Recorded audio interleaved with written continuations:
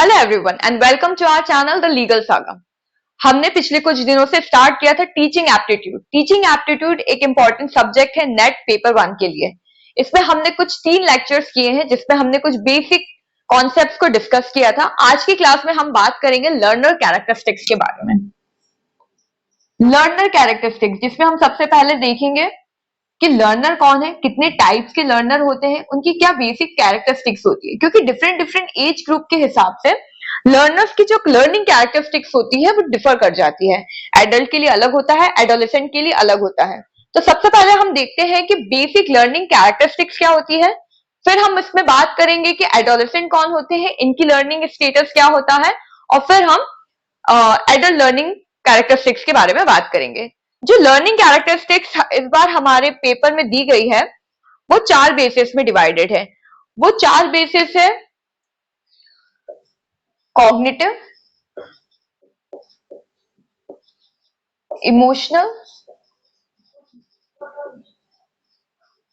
Academics और social. इन 4 basis में adult as well as adolescent learnings को डिवाइड किया गया है। तो कॉग्निटिव का बेसिक मतलब होता है इंटेलेक्चुअल। इंटेलेक्चुअल यहाँ पे लर्नर्स अपनी कुछ स्किल्स को डेवलप करते हैं। सबकी जैसे अलग अलग स्किल्स होती है, कोई किसी चीज में अच्छा होता है, कोई पेंटिंग में अच्छा है, कोई डांसिंग में अच्छा है, डिफरेंट स्किल्स होती है, किसी की स्पीकिंग पावर बहुत अच्छी होती है। तो वो कॉग्निटिव कैरेक्टरिस्टिक्स होता है लर्नर का। दूसरा होता है emotional. Emotional in the sense how they handle the emotions of their life, किसके साथ उनको किस तरीके का अटैचमेंट रखना है, उनको इमोशनली अपने इमोशनली चीजों को कैसे हैंडल करना है, ये सब कुछ इमोशनल कैरेक्टरिस्टिक्स में आता है। Academics is completely the learning aptitude. Learning aptitude in the sense कि आप अपने हायर स्कूल्स में या कॉलेजेस में किस तरीके से अपना परफॉर्मेंस दे रहे हैं। And the last one is social, यानी कि आप अपने पीयर ग्रुप्स, कलीग्स, साथ में पढ़ने वाले लोग, आपके फ्रेंड्स वगैरह, उनके साथ आप किस तरीके से बिहेव कर रहे हैं, आप उनसे क्या सीख रहे हैं। जब भी हम कुछ भी चीज सीखते हैं तो हम अपनी सिर्फ पढ़ाई से रिलेटेड नहीं सीखते, सिर्फ बुक से नहीं सीखते, सब कुछ एकेडमिक्स नहीं होता। Every learner learn from different aspects of the life. हम कुछ चीजें इंटेलेक्चुअली भी सीखते हैं, जो हमारे अंदर कुछ स्पेशल स्किल्स होते हैं उसके थ्रू भी हम डेवलप करते हैं। हम अपने आसपास के लोगों से भी चीजों को सीखते हैं और इनफैक्ट अपने आसपास के एनवायरनमेंट से भी चीजों को लर्न करते हैं। तो ये 4 बेसिक मेन लर्निंग कैरेक्टरिस्टिक्स है जिसमें हम एडल्ट और एडोलेसेंट दोनों ही लर्नर्स को डिस्कस करेंगे। तो हम कुछ बेसिक कैरेक्टरिस्टिक्स को देखते हैं पहले लर्निंग की, कि लर्निंग में आता क्या क्या है, लर्निंग में क्या क्या चीजें इंक्लूडेड होती हैं।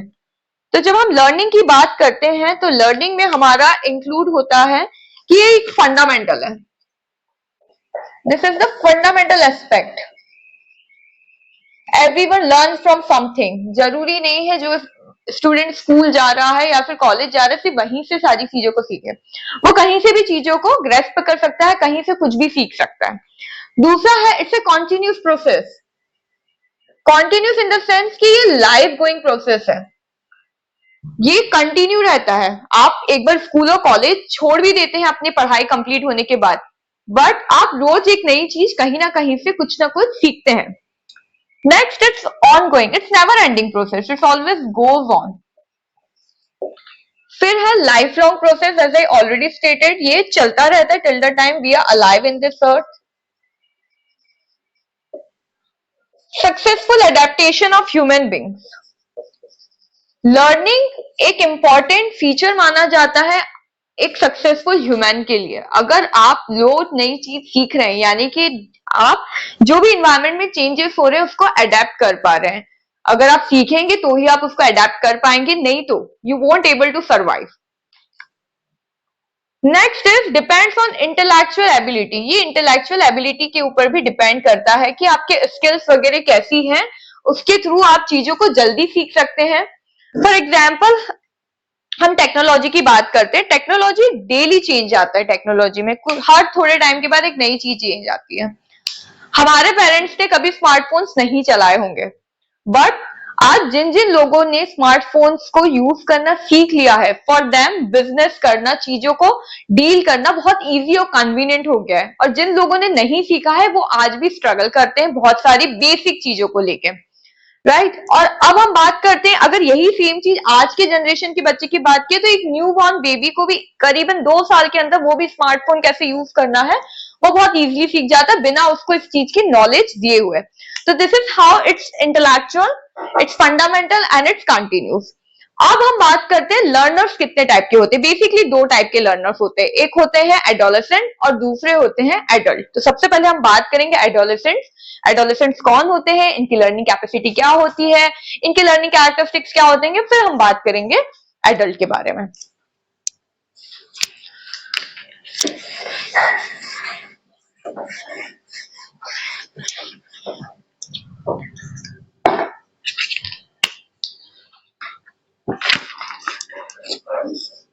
एडोलेसेंट लर्नर,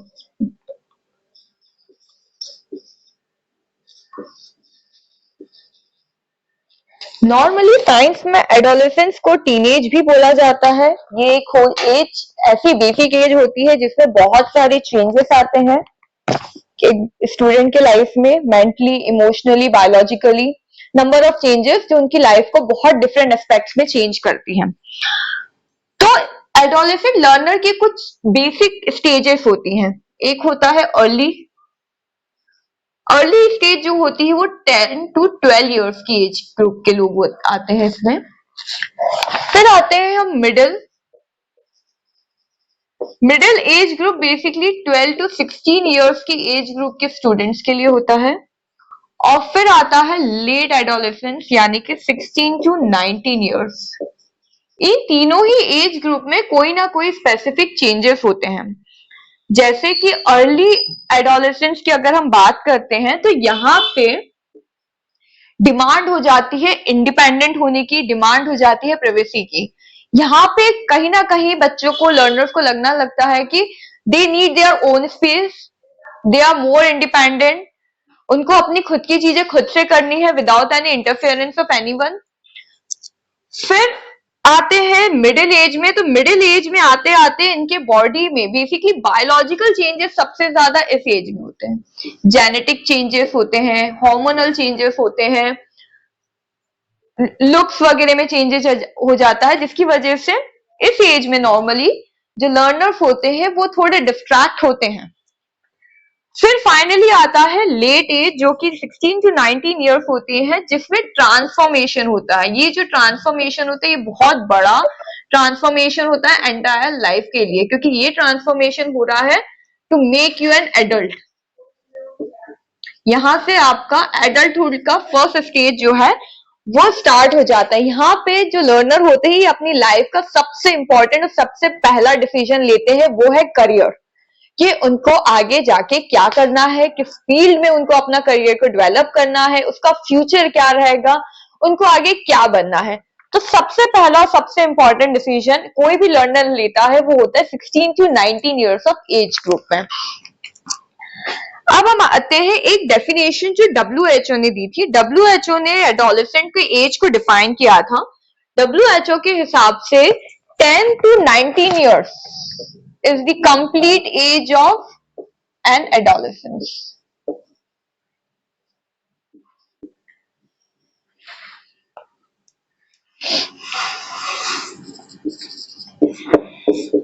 इसके अलावा एक और डेफिनेशन दी थी हॉल ने।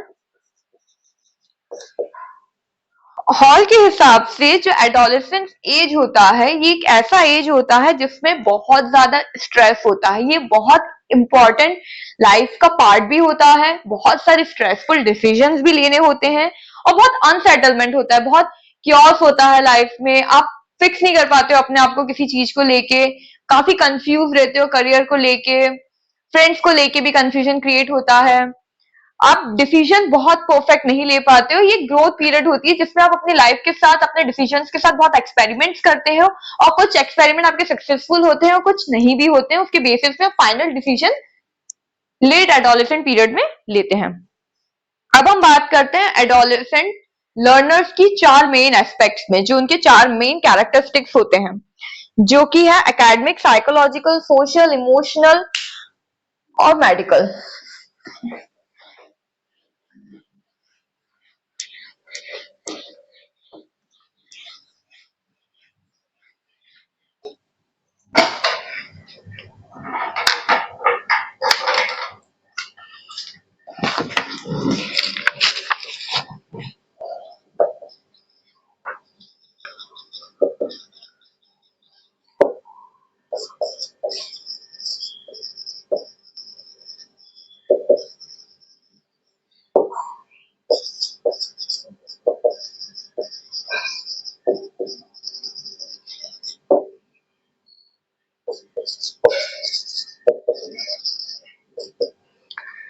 एकेडमिकली, एकेडमिकली बेसिकली वो टाइम पीरियड होता है जो टाइम पीरियड हम अपने एकेडमिक्स लर्निंग पे स्पेंड करते हैं।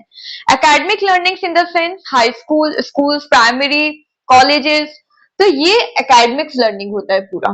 फिर होता है साइकोलॉजिकली, यानी कि यहाँ पे आपके माइंड में बहुत सारे ट्रांजिशंस होते हैं। साइकोलॉजिकली में ही इंक्लूड हो जाता है आपका कॉग्निटिव यानी कि इंटेलेक्चुअल स्किल्स वगैरह, जो बेसिक फिजिकल चेंज आपके बॉडी में हो रहे हैं, हार्मोनल ग्रोथ वगैरह, पर्सनालिटी एंड सोशल चेंज, ये सब कुछ आ जाता है आपका साइकोलॉजिकल चेंजेस में। फिर आते हैं सोशोलॉजिकली। सोशोलॉजिकली बेसिकली एक गैप क्रिएट करते हैं, इस गैप को फिल करने की कोशिश करते हैं कि आप जब आप बच्चे रहते हैं, जब आप एडोलेसेंट एज में नहीं आए होते हैं, तब आप कंप्लीटली डिपेंडेंट होते हैं अपने पेरेंट्स के ऊपर।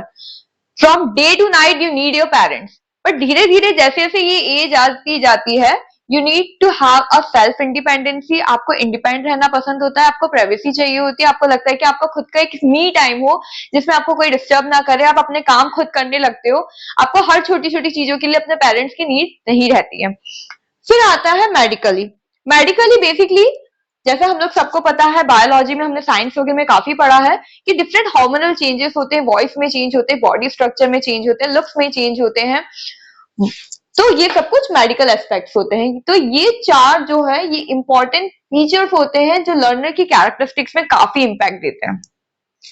फिर एक आता है एडोलेसेंट का एक टाइप है, हमने जो 3 स्टेजेस पढ़े एडोलेसेंट के, उसके अलावा एक और टाइप है जिसको हम लेट एडोलेसेंट बोलते हैं। लेट एडोलेसेंस बेसिकली ये होता है कि due to some of the environmental impact और hormonal impact adolescent maturely develop नहीं हो पाता, मतलब it takes time to be independent, in doing our own things. तो उसी एस्पेक्ट्स को हम बोलते हैं लेट एडोलेसेंस। और बेसिकली बहुत सारे रिसर्च के हिसाब से लेट एडोलेसेंस या फिर डिलेड एडोलेसेंस भी बोलते हैं, और बहुत सारे रिसर्च के हिसाब से ये जो डिलेड एडोलेसेंस और लेट एडोलेसेंस का कॉन्सेप्ट है, ये सबसे ज्यादा इंडिया में है, क्योंकि इंडिया में किड्स आर बीइंग पैम्पर्ड मोर, उनको हर चीज करके जो दी जाती है पेरेंट्स के थ्रू, कि उनको जो भी चाहिए for every time their parents are there. तो इसकी वजह से उनके अंदर जो इंडिपेंडेंसी की, जो प्राइवेसी की जो कॉन्सेप्ट्स होते हैं, वो बहुत डिलेड जनरेट होते हैं। या फिर कभी कभी शायद कुछ स्टूडेंट्स चाहते भी हो कि उनको प्राइवेसी मिले, उनको इंडिपेंडेंसी मिले, but their parents don't want to leave them, their parents don't want them to be an independent at such an early age, and that's the reason that India have the most number of cases of delayed adolescence. अब हम next topic में बात करते हैं adolescents को लेके ही, academic achievements. क्या क्या एकेडमिक अचीवमेंट्स होती है इन टीनेजर्स की, एडोलेसेंट्स की, और किन किन तरीके से ये अचीवमेंट्स वो गेन करते हैं। तो जो बेसिक अचीवमेंट्स हैं, तीन बेसिक अचीवमेंट्स हैं। एक है इंटरपर्सनल,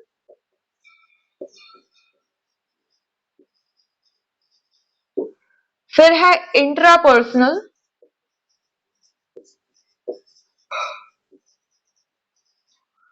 और नेक्स्ट है institutional factor.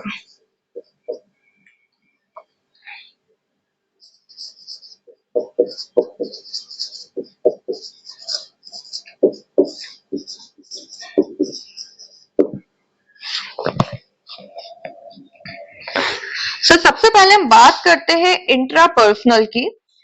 Interpersonal means intrinsic motivation, यानी कि कोई भी लर्नर कोई चीज को तब बहुत इजीली ग्रैप्स करता है जब उसको किसी तरीके का मोटिवेशन मिलता है। When you're motivated doing that thing, it can be because of a career, it can be because of a family, it can be because of a friend, motivation कहीं से भी हो। अगर आपको किसी भी तरीके का मोटिवेशन मिल रहा है, it will help you to achieve something in your academics। कभी कभी टीचर्स मोटिवेट करते हैं, आपको मेडल्स मिलते हैं, ट्रॉफीज मिलती है अगर आप किसी चीज में जीतते हैं या फिर अच्छा परफॉर्म करते हैं। All this kind of motivation help the learner to perform well. Next is interpersonal. Interpersonal is basically the family or parental engagement. आपके पेरेंट्स, आपकी फैमिली किस तरीके से आपके एकेडमिक करियर को लेके, आपकी लर्निंग कैपेसिटी को लेके एंगेज रहती है, आपके ऊपर कितना ध्यान देती है, आपको कितना पुश कर रही है, तो वो भी इफेक्ट करता है आपके एकेडमिक करियर पे।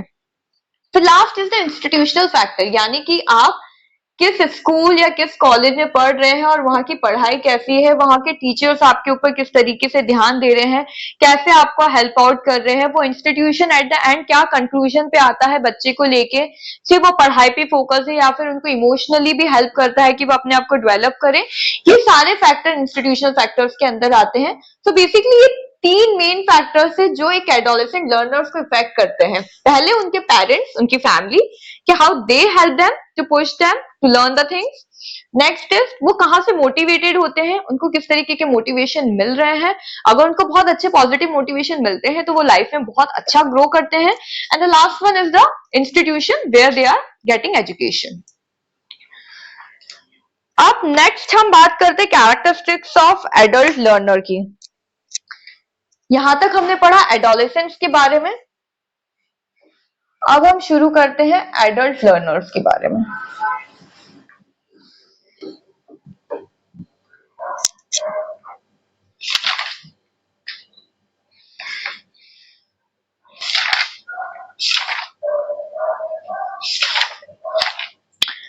Before starting with adult learner, कुछ इंपॉर्टेंट और भी पॉइंट्स है जो एडोलेसेंट्स को इफेक्ट करते हैं, मतलब उनकी लर्निंग कैपेसिटी को वो डिस्ट्रैक्ट कर सकते हैं।